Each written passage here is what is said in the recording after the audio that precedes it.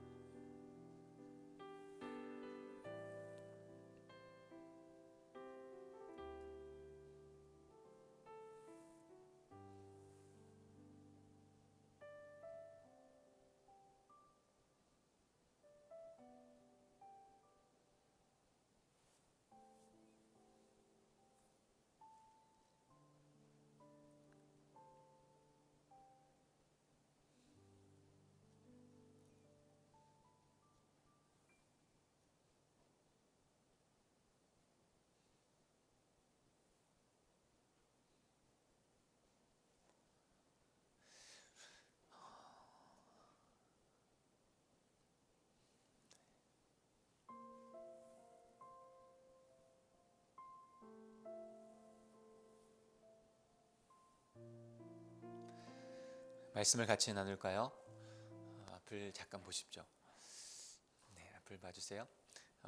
사랑하는 성도 여러분, 우리 자녀된 여러분, 오늘 여러분에게 주시는 말씀은 어떤 것입니까?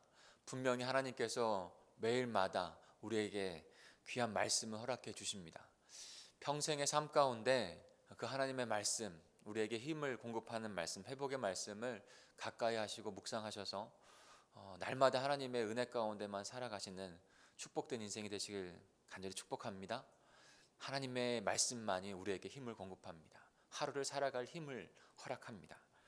그러니까 말씀 앞에 매일 살아가는, 묵상하는 삶, 신앙을 세워가는 건 무엇보다도 가장 중요한 우리 공동체가 이루어가야 될 요소예요. 인생을 성경은 영적 싸움이라고 표현을 합니다. 영적 전투라고 말씀하고 있습니다. 제가 에베소서 6장 12절을 읽어드릴 테니까 잘 들어보세요. 우리의 싸움은 인간을 대적자로 상대하는 것이 아니라 통치자들과 권세자들과 이 어둠의 세계의 지배자들과 하늘에 있는 악한 영들을 상대로 하는 것입니다. 그러므로 주님이 주시는 무기로 완전히 무장하십시오 라고 말씀하고 있습니다. 두 가지 전제가 있죠. 영적 싸움이 인생의 여정이다, 영적 전투다 라고 말씀하고 있습니다. 그러니 주님이 주시는 무기로 무장해야 된다라고 말씀하고 있는 것입니다. 그 무기 중에 가장 중요한 것 중에 하나가 바로 말씀이에요. 말씀 가운데 주님이 주시는 것을, 주님이 주시는 뜻을 깨닫고 주님이 공급하시는 힘을 얻어서 승리할 수 있는 것이죠. 아이들이 나왔으니까 조금 게임으로 좀 비교를 해볼까요? 여러분, 게임할 때 어떻게 합니까? 죽으라고 하죠. 남자들 보면 게임할 때 막 열심을 다해서 합니다. 왜 그렇죠? 영적인 싸움, 게임도 싸움이 시작되었으면 승리해야지, 패배하면 모든 것을 잃기 때문이에요. 그러기에 영적 싸움 가운데서는 절대로 패배하지 않아야 됩니다. 승리해야 합니다. 그러려면 그 승리할 그 조건들, 그 승리할 훈련들을 갖추어야 하는 것이죠. 그렇지 않고, 훈련되지 않고, 승리할 조건, 그 무기들을 갖지 않고 승리한다는 것은 그냥 자신의 바람일 뿐이에요. 결과는 패배인 것이죠. 우리는 하나님의 군대입니다. 오늘 출애굽하고 있는 백성들에게 주의 군대라고 말씀하고 있습니다. 출애굽의 여정은 하나님의 군대가 영적 전투 가운데 어떻게 승리하는지, 그리고 승리하는 백성이 되어가는지를 잘 묘사해 주고 있습니다. 이집트에 들어간 것도, 이집트에서 나오는 것도 모두 하나님의 주권 안에서 이루어진 하나님의 백성, 하나님의 군대를 이루기 위한 목적과 뜻 안에서 이루어진 일이었습니다. 오늘 그 본문의 말씀을 통해서 하나님의 목적은 무엇이고, 영적 싸움과 전투에서 승리하는 하나님의 백성, 하나님의 군대는 어떻게 이루어졌는지를 우리가 분명히 깨닫고 주님 앞에 우리도 그렇게 서기를 간절히 축복합니다. 마침내 주님께서 하나님의 군대를 준비시키셨죠. 먼저 준비시키셨어요. 우리 37절 38절을 같이 읽어볼까요? 37절에 38절입니다. 시작. 마침내 이스라엘 자손이 라암셋으로 떠나서 숫곳으로 갔는데 딸린 아이들 외에 장정만 해도 60만 가량이 되었다. 그 밖에도 여러 다른 민족들이 많이 그들을 따라 나섰고 양과 소 수많은 질짐승떼가 그들을 따랐다. 아멘. 언젠가 제가 말씀드린 적이 있죠. 이집트로 들어간 것은 하나님의 주권 안에서 들어간 거예요. 어떻게요? 요셉을 들어 쓰셔서 고난과 핍박을 가운데서도 이집트의 애굽의 총리가 되게 하셨고, 그리고 큰 흉년이 나타났을 때 이집트와 그 여러, 가장 중요한 건 뭐죠? 야곱의 그 아들들을, 가족들을, 그들을 구원하기 위해서, 그래서 그 모든 가족이 요셉을 통해서 그 흉년에서 구원받아서 이집트로 이주하게 된 것이 아닙니까? 그리고 이집트 땅 안에서 430년 동안 있었어요. 그 430년의 기간이 어떤 기간이라고 제가 말씀드렸죠. 마치 어떤 신학자가 말한 것처럼 인큐베이터의 안에 있는, 하나님의 백성, 하나님의 약속을 주시고 하나님의 나라를 만들어 가시겠다고 했는데, 힘들 때, 연약할 때 그 이집트 땅에서, 기름진 땅에서 잘 먹고 잘 살고 잘 성장하게 한 것이죠. 그래서 거기에서 갓난아기가 만삭되지 못하게 태어났을 때 우리가 어디다 넣었죠? 인큐베이터 넣었죠. 거기서 자생할 수 있는 때까지 잘 기르는 것이죠. 이집트 땅이 마치 그런 것이에요. 이스라엘 백성들을 하나님의 군대로 하나님의 백성으로 삼으려고 하시는데 적정한 장소에 적정한 시간까지 하셔서 주님의 백성, 주님의 군대를 만들어 가신 것입니다. 그렇게 하여 70명이 이집트로 들어갔죠. 이집트로 이주했어요. 야곱과 함께 야곱의 자녀들 70명. 그런데 지금 장정만 60만이 됐습니다. 장정만 60만. 430년 동안 학자들이 보면 아이와 여자들까지 포함해서 장정만이거든요. 근데 아이와 여자들을 포함을 안 한 것으로 보통 봅니다. 그러면 거의 200만 가량이 된 백성이다라고 말을 하고 있어요. 200만, 거대한 70명이 200만이 된 거예요. 하나님께서 아브라함과 이삭과 야곱에게 주신 너의 자손을 하늘의 별과 같이 바다의 모래와 같이 많게 하겠다. 그 언약을 신실하게 이루어 주신 것이죠. 하나님께서 함께 하셔서 그 일을 이루신 것입니다. 그리고 마침내 그 군대 하나님의 백성이 출정하도록 하셨어요. 그대로 이집트 땅에 두신 것이 아니라 이제 약속의 땅, 그 약속을 해주셨잖아요. 가나안 땅, 약속의 땅, 하나님의 나라에 그 땅으로 나아가는 출정을 하게 하시는 것입니다. 우리 40절 41절을 같이 읽어볼까요? 40절 41절입니다. 시작. 이스라엘 자손이 이집트에서 산 기간은 430년이었다. 마침내 430년이 끝나는 바로 그날 주의 모든 군대가 이집트 땅에서 나왔다. 아멘. 마하나임, 주의 군대, 하나님의 군대. 마치 출애굽 10가지 재앙을 하시고 하나님의 강한 오른손으로 출애굽하게 하는 그 출정식을 하는 것 같아요. 숫곳에서 이제 약속으로 주신 그 땅을 차지하기 위해서 그 출정하는 이스라엘 백성들의 모습. 아브라함에게, 이삭에게, 야곱에게 주었던 것은 백성, 잔손을 그렇게 많게 하겠다는 것이었고, 또 하나가 뭐였죠? 또 하나가 약속의 땅이었어요. 약속의 땅, 하나님의 나라, 그 땅을 약속으로 주셨죠. 그래서 그 자손들을 번성하게 하셨고, 그리고 그 약속의 땅으로 이제 가게 하는, 약속의 땅을 차지하게 하는 그 일들을 이루어 가시는 것입니다. 출정식을 갖고 이제 그 땅으로. 그런데 그 땅으로 가는 이스라엘 백성들을 하나님께서 어떻게 하시죠?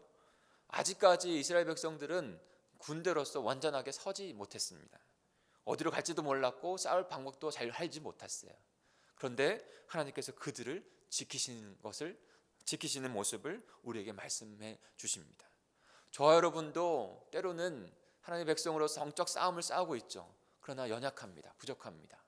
그때에도 하나님께서 함께 하시고 지켜주시는 것이에요. 지금도 동일합니다. 우리 42절을 같이 읽어볼까요? 42절입니다. 시작. 그날 밤에 주께서 그들을 이집트 땅에서 이끌어내시려고 밤을 새우면서 지켜주셨으므로 그 밤은 주의 밤이 되었고 이스라엘 자손이 되도록 밤새워 지켜야 하는 밤이 되었다. 아멘. 오늘 수련회를 하고 밤새워서 토론을 하고 이야기했던 것 같아요. 제가 4시 정도에 나왔는데 그때도 불이 켜져서 이야기를 하고 있더라고요. 여러분, 그 숫곳에 오게 하시고, 출애굽하여 숫곳에 오게 하시고, 그리고 그 밤에 이스라엘 백성들이 거하고 있을 때 하나님은 졸거나 주무시지 않으셨어요. 하나님은 지키셨어요. 함께해 주셨어요. 보호해 주셨어요. 하나님의 백성들이 연약할 때에도, 위급할 때에도, 어려움을 당할 때에도 하나님은 함께 하시는 줄 믿습니다. 그리고 그의 백성, 그의 군대가 잘 자라갈 수 있도록 주무시지도 않고 졸지도 아니하시는 분, 지금 이 시간에도 저와 여러분과 함께 하셔서 우리의 인생 가운데, 우리의 인생의 여정, 그 전투 가운데 먼저 졸지도 않으시고 주무지도 않으시고 우리를 이끌어 가시는 분이 주 하나님인 줄 믿습니다. 그런데 하나님의 백성으로 이제 하나님께서 지키시지만 하나님은 우리를 훈련해 가십니다. 스스로 하나님 앞에 설 수 있는 백성들, 그래서 승리할 수 있는 백성들이 되게 하기 위해서 2가지 훈련을 하시는데요. 오늘 그 2가지를 좀 간단히 보겠습니다. 첫 번째는요, 유월절을 지키게 하는 것이라고 말씀하고 있습니다. 유월절을 지킨다고 하는 것은 한마디로 말하면 창조주 하나님, 구원의 하나님을 예배한다는 것입니다. 특별히 구원의 하나님을 깨닫고 그 하나님을 예배한다는 것이에요. 기념하며 살아가는 자가 된다는 것입니다. 우리 43절에서 47절까지 다시 한번 천천히 읽겠습니다. 43절에서 47절입니다. 시작. 주께서 모세와 아론에게 말씀하셨다. 유월절 규례는 이러하다. 이방 사람은 아무도 유월절 제물을 먹지 못한다. 그러나 돈으로 사들인 종으로서 할례를 받은 사람은 누구나 그것을 먹을 수 있다. 임시로 거주하는 타국인이나 고용된 타국인 품꾼은 그것을 먹을 수 없다. 어느 집이든지 고기는 한 집에서 먹어야 하며 그 고기를 조금이라도 집 바깥으로 가지고 나가서는 안 된다. 뼈는 하나도 꺾어서는 안 된다. 이스라엘 모든 회중이 다 함께 이 유월절을 지켜야 한다. 아멘. 유월절은 뭐죠? 마지막 10번째 재앙. 그 첫 것 모든 장자를 다 죽임 당하는 그 심판을 이루어갈 때 어린 양을 잡아서 그 어린 양을 양 문설주에 바르면 죽음의 사자가 그것을 어린 양의 피를 보고 지나치는, 그래서 이스라엘 백성들은 다 구원함을 얻었지 않습니까? 그것을 기념하여 하나님 구원의 하나님을 기념하여 유월절 절기를 지키라고 하는 거예요. 이것을 다른 말로 하면 기념하고 예배로 나가야 된다라고 말씀하고 있는 것입니다. 언제나 창조주 하나님, 구원의 하나님이 나를 구원하셨다고 하는 것, 그것을 예배하는 것, 그리고 그 예배 가운데 하나님을 만나고 경험하는 것, 그것이 하나님의 군대가 해야 될 첫 번째 일인 거예요. 뼈는 하나도 꺾어서는 안 된다라고 말씀하고 있습니다. 그 유월절 첫 번째 절기를 지킬 때, 그 애굽에서 절기를 지킬 때 뼈를, 그 양의 뼈를 꺾지 않고 요리를 했죠, 죽여서. 여러분, 그것이 신약 시대에 예수 그리스도를 통해서 성취가 된 것이죠. 원래는 십자가에서 돌아가실 때, 그 십자가에 돌아갈 때, 죽을 때 사형을 집행을 할 때는 다리뼈를 꺾습니다. 왜냐하면 그 다리뼈를 꺾어서 그 숨을 쉬지 못하게 해서 빨리 죽게 하기 위해서. 다리를 보통 꺾는 게, 그리고 죽음을 확인하기 위해서 꺾는 게 보통 관례예요. 근데 예수님은 발은 다리가 꺾이지 않았어요. 왜요? 지금 어린 양과 같이 그 말씀 그대로 이루셔서 십자가에서 우리를 위하여 죽으시고 우리를 구원하신 것이죠. 그것을 깨닫고 예배하는 자, 그 구원의 은혜를 깨닫고 예배하는 자가 되어야 한다는 것입니다. 하나님의 군대에 가장 필요한 것은 거룩한 예배자가 되는 거예요. 하나님의 구원을 분명히 깨닫는 자가 되는 거예요.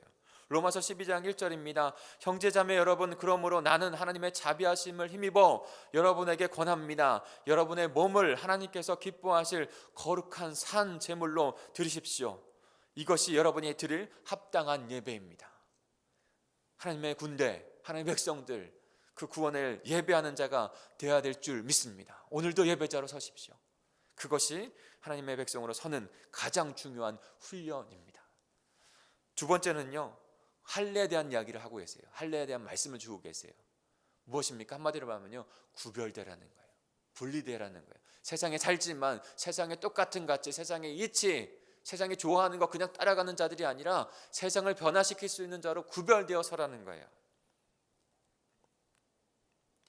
우리 48절부터 51절까지 천천히 같이 읽겠습니다. 48절에서 51절입니다. 시작. 너에게 몸보쳐 사는 외국인이 주의 유월절을 지키려고 하면 너희는 그 모든 남자에게 할례를 받게 하여야 한다. 그런 다음에 그는 본국인과 같이 되어서 유월절에 참여할 수 있다. 할례를 받지 않는 사람은 아무도 제물을 먹어서는 안 된다. 본국인에게나 너희에게 몸부쳐 사는 타국인에게나 이 법은 동일하다. 이스라엘의 모든 자손은 주께서 모세와 아론에게 명하신 대로 하였다. 바로 그날에 주께서 이스라엘 자손을 각 군대 단위로 이집트 땅에서 이끌어내셨다. 아멘. 할례를 받게 하십니다. 할례를 받지 않은 종들도 할례 받게 했고요. 그 다음에 따라 나온 타국민들도, 여기에도 분명히 귀한 메시지가 있는 것이죠. 그냥 이스라엘 백성들만 선민으로 택하시려고 자신들의 하나님만 되려고 한 게 아니에요.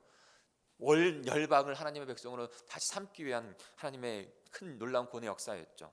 그들 또한도 참여하기를 원한다면 할례를 받게 한 거예요. 할례를 받았다면 그들도 이스라엘 백성, 하나님의 백성이 됐다는 의미예요. 할례가요, 하나님의 백성이라는 구별된 상징의 의미인 거예요.